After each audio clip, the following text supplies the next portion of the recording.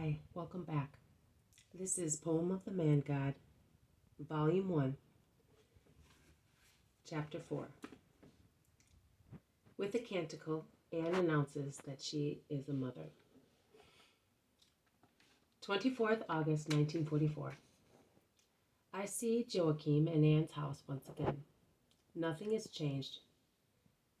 Inside, with the exception that there are many branches full of flowers, placed in amphoras here and there. Certainly, the fruit of the pruning of the trees in the orchard, all in bloom, a cloud varying from snow white to the red of certain corals. Also, Anne's work is different.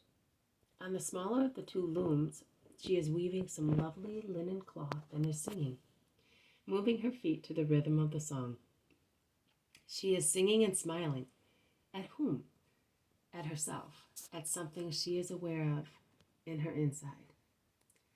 I have written separately the slow and yet gay song, so that I might follow it, for she repeats it several times as if she rejoices in it. She sings it more and more loudly, and with certainty, like someone who found a melody in her heart, and at first whispers it softly, and then, being sure, proceeds faster and in a higher tone. The slow and yet gay song, which I am transcribing because it is so sweet in its simplicity, says, "Glory to the Almighty Lord, who had love for the children of David. Glory to the Lord. His supreme grace has visited me from heaven. The old tree has borne a new branch, and I am blessed.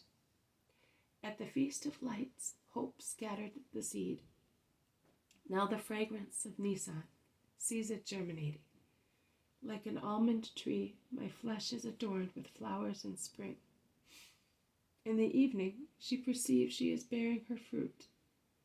On that branch there is a rose, there is a most sweet apple, there is a bright star, an innocent little child. There is the joy of the house, of the husband and wife. Praise be to God, to my Lord, who had mercy on me. His light said to me, a star will come to you. Glory, glory, yours shall be the fruit of this tree, the first and last, holy and pure as a gift of the Lord. Yours it shall be, and may joy and peace come upon the earth. Fly, shuttle, fasten the yarn for the infant's cloth. The infant is about to be born. May the song of my heart rise to God, singing hosannas." Joachim comes in when she is about to repeat her song for the fourth time. "Are you happy, Anne?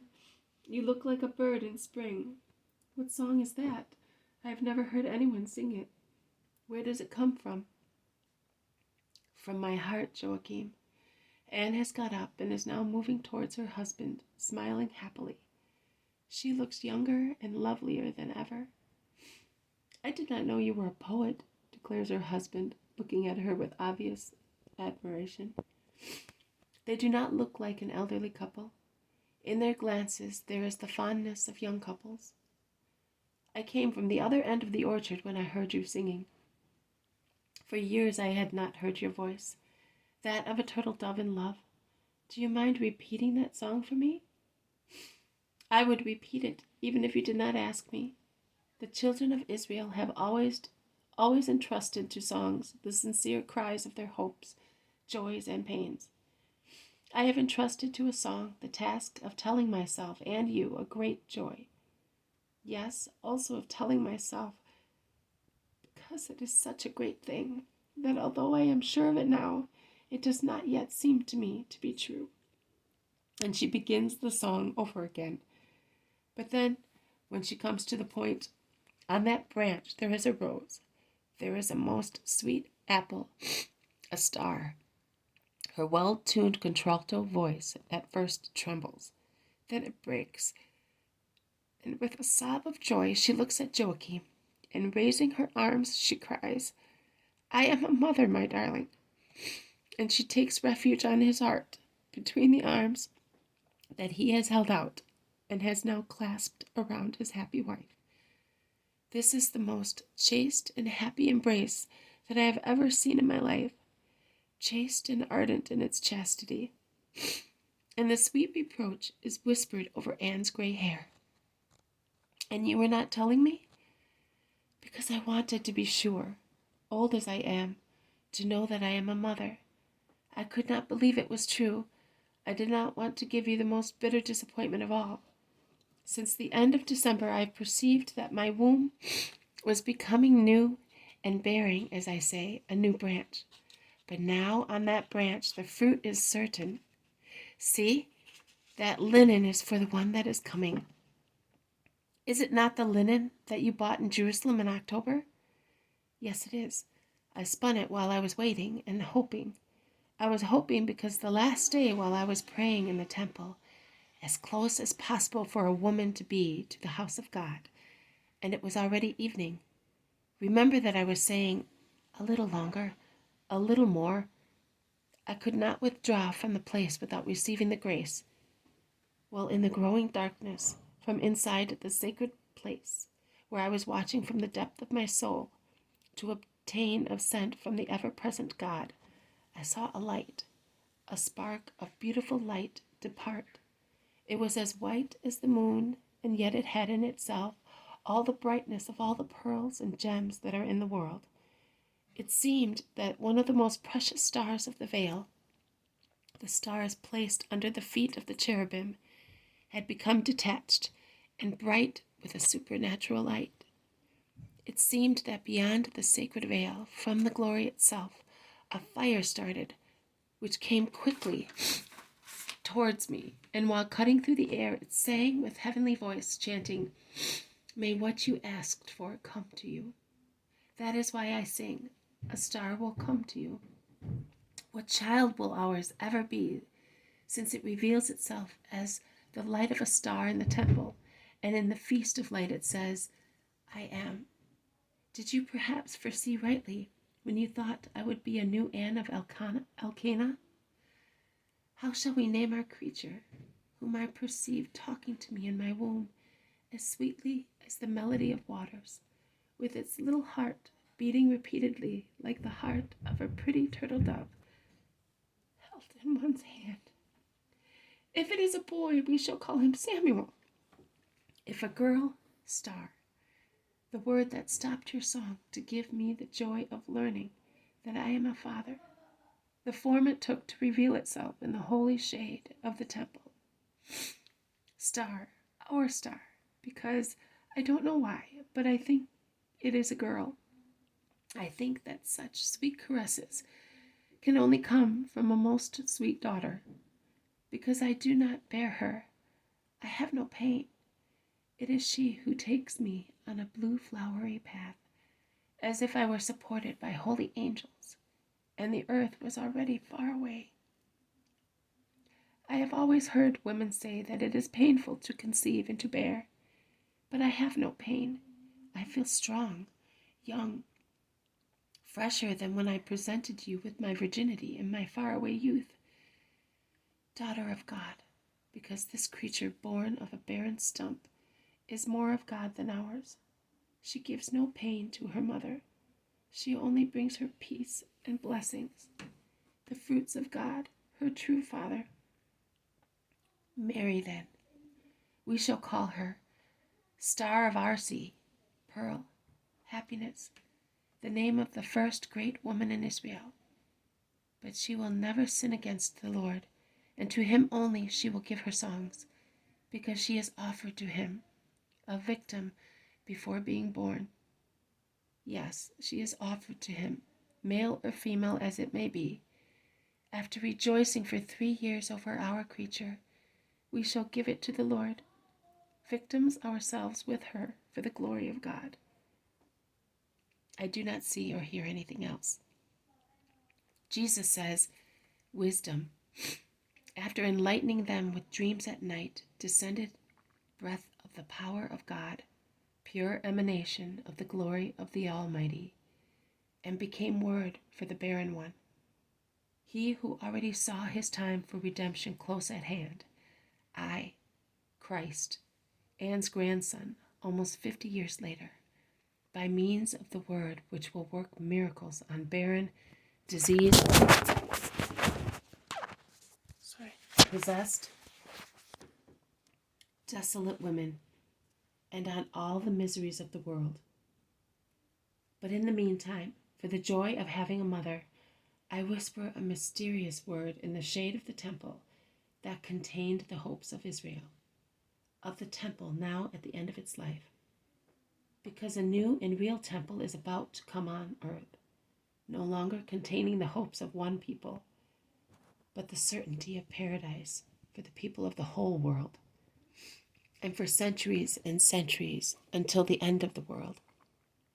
And this word works the miracle of making fertile what was barren, and also the miracle of giving me a mother who not only had the best disposition, as was natural she should have, being born of two saints, but unique creature, had not only a good soul as many others still have, not only a continuous increase of goodness because of her goodwill, not only an immaculate body, but an immaculate soul. You have seen the continuous generation of souls from God. Now think what must have been the beauty of this soul, which the Father looked fondly on before time existed, which formed the delight of the Trinity, which Trinity longed to adorn itself with its gifts, to present it to itself, O most holy Mary, that God created for himself, and then for the salvation of men. Bearer of the Savior, you were the first salvation, living paradise. With your smile you began to sanctify the world. The soul created to be soul of the Mother of God. When this vital spark derived from the more lively throb of the threefold love of the Trinity, the angels rejoiced because paradise had never seen a brighter light. Like a petal of a lovely rose, of a heavenly rose, a mystical and precious petal, that was a gem and a flame. The breath of God descended to give life to a body quite differently than for others. It descended so powerful in its ardor that guilt could not contaminate it. It came through the heavens and enclosed itself in a holy womb. The world had its flower, but did not yet know the true unique flower that blooms eternally. Lily and rose, sweet-smelling, violet and jasmine, helianthus and cyclamen blended together, and with them all the flowers on earth in one flower only, Mary, in whom every grace and virtue is gathered together. In April, the land of Palestine looked like a huge garden, and the fragrance and colors delighted the hearts of men. But the most beautiful rose was still unknown. She was already flowering to God in the secrecy of her mother's womb, because my mother loved since she was conceived. But only when the vine gives its blood to make wine, and the sweet, strong smells fill the yards and the nostrils, she would smile to God first, and then to the world, saying with her most innocent smile, "Hear the vine that will give you the bunch of grapes to be squeezed in the winepress, so that it will become eternal medicine for your disease, is amongst you." I said, Mary loved since she was conceived. What is it that gives light and knowledge to the soul? Grace. What is it that removes grace? Original sin, and the mortal one. Mary, the Immaculate, was never deprived of the remembrance of God, of his closeness, his love, his light, his wisdom.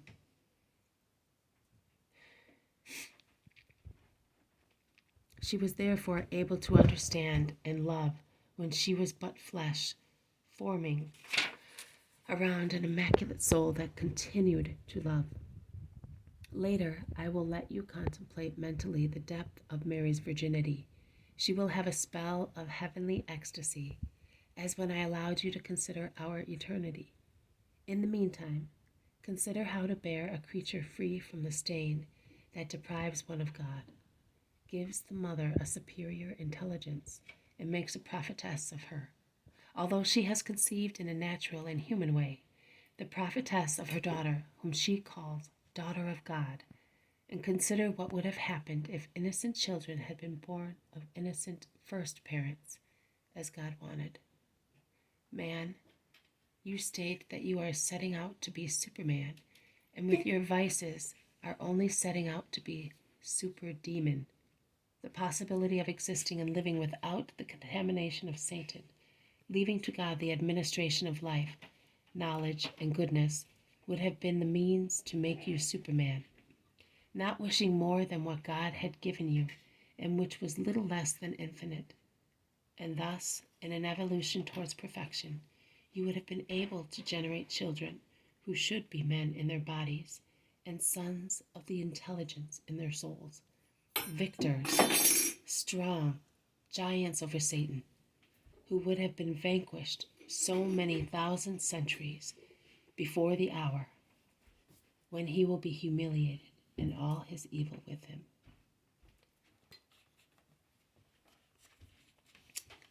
This is the end of chapter 4. Thank you for listening. May God be with you and peace be with you.